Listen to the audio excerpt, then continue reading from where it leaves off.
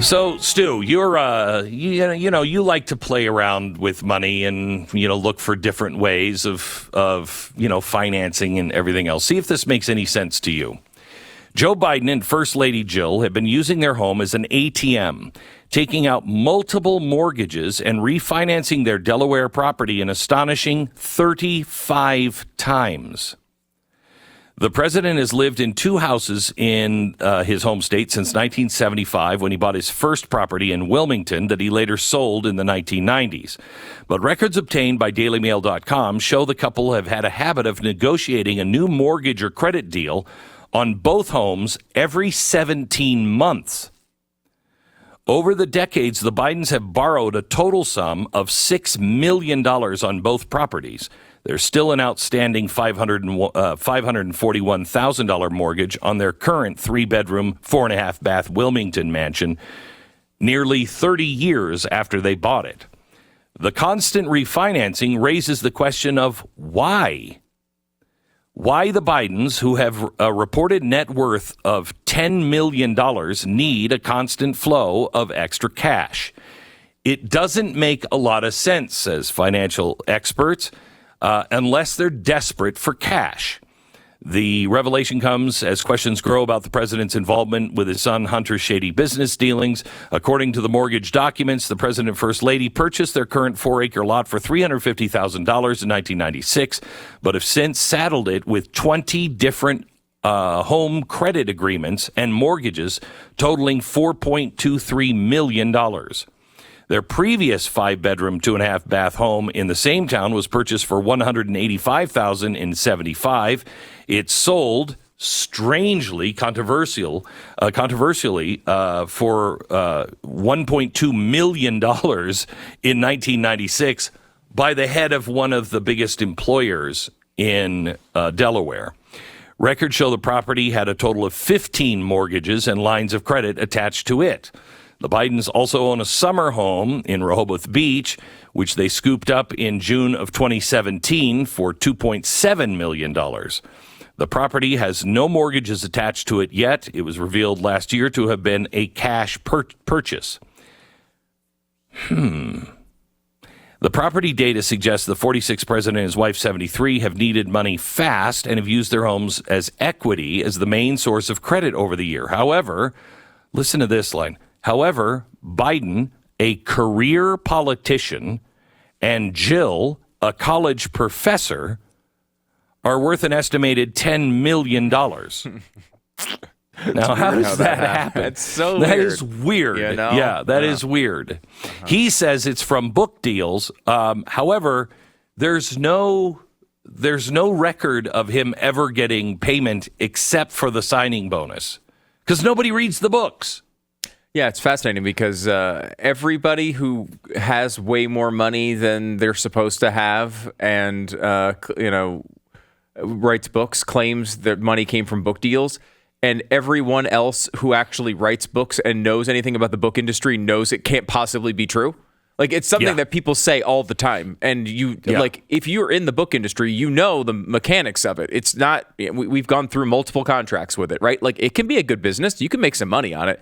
But the numbers that at the end of the day wind up coming out of that are only incredibly good if you're selling, millions of books. Like, it's not something you can just go like, oh, well, I sold 25,000 books and now I've made $4 million. That's not the way that book business works.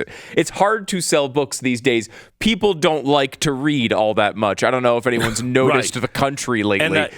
Right, and I don't think that anybody's reading a Joe Biden book. Right, and then we know the sales of these books. Joe Biden books do not sell well. Yes, he gets sweetheart deals, as you mentioned, Glenn, with big signing bonuses, much bigger than he could ever sell out. He doesn't ever earn a dime more because everyone knows going in what you're paying for. You're not paying for book sales with someone like Joe Biden. You're paying for some sort of marquee name. You're paying for God knows what kind of influence, all these other things that are associated and totally separate from him selling enough books to pay off the advance. Okay, so why does he need all of this money? Why do you need all this cash? Now, I mean, I could have noodled it out, but I don't. I'm not ChatGPT. I don't have access to all information. So I asked ChatGPT, said, I'm writing a television show, and I have some questions.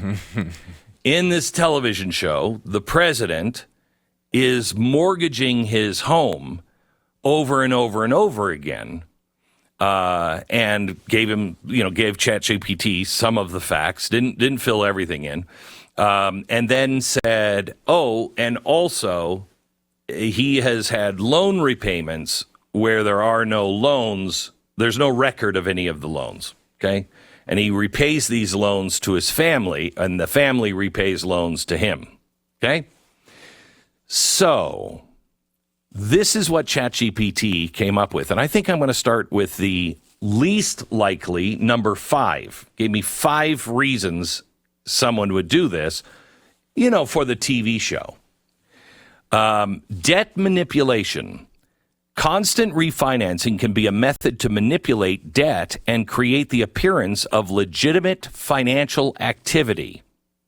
This could help in justifying the large sums of money received and repaid. Reason: the president uses refinancing to take out large sums of money, which are then cycled through as repayments to family members. This creates the facade of debt management, making it appear that the president is simply managing personal debt rather than engaging in any illicit activities. According to ChatGPT, number 4, tax evasion. Refinancing can provide a way to manipulate taxable income and avoid taxes on illicit funds. By cycling mortgages, the president could claim interest deductions and reduce their overall taxable income. Reason: the interest payments on the refinancing mortgages can be deducted from taxable income, effectively reducing the president's tax liability. The repayment to family members can be structured in a way that avoids declaring the foreign income, further aiding in tax evasion. Number 3. Hiding assets. Frequent refinancing can be used to mask the true financial status and hide assets from investigators or regulatory authorities.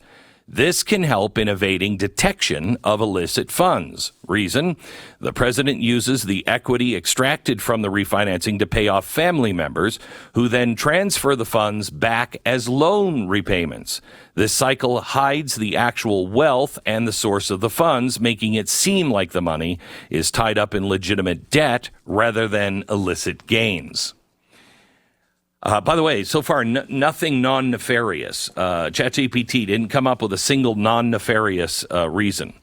2, creating a paper trail.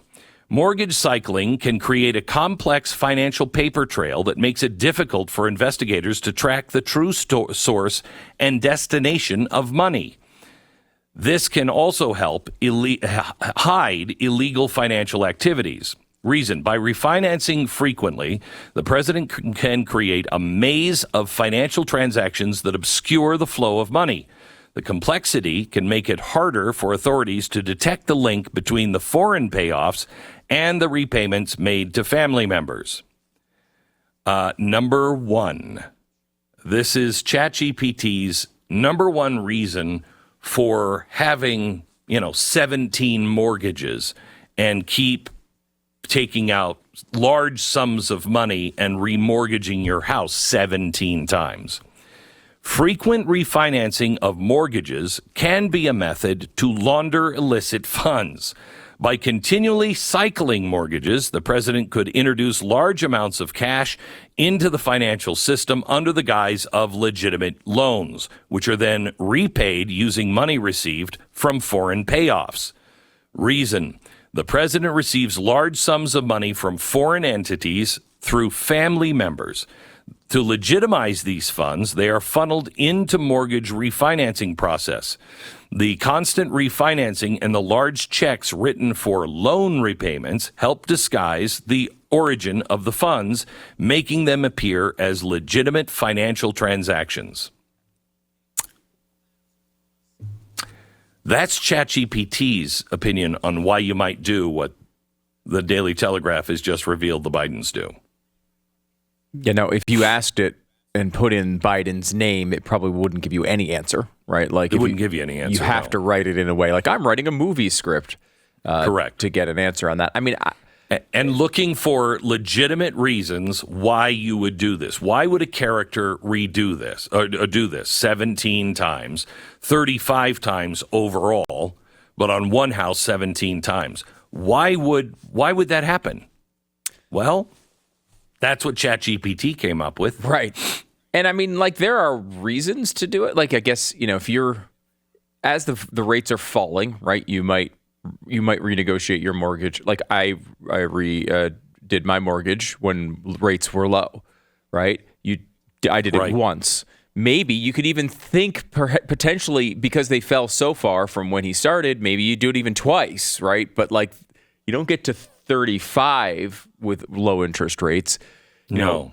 You don't get to 35 with an improving credit score. You don't get to 30. Like, there are reasons you might do it more than once, but I mean, you don't get to 35.